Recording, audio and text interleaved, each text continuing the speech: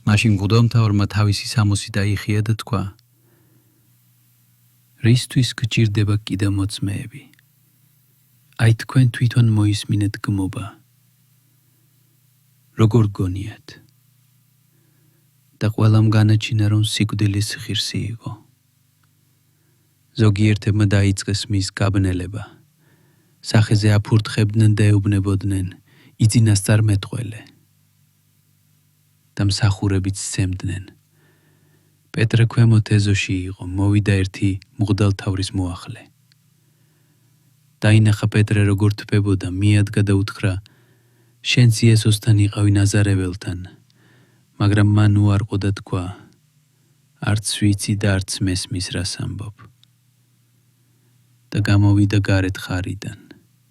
და მამალი ირივლა.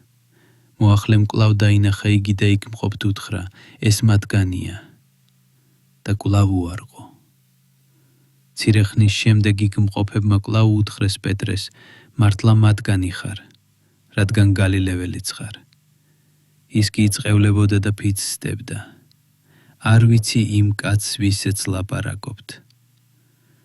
და მეორე ჯერზე მამალმაც იყივლა. და გახსენდა პეტრეს სიტყვა, რაც იესომ უთხრა: მამლის ორჯერ ყივილამდე სამჯერ უარ მყოფი იქნები. და ატირდა.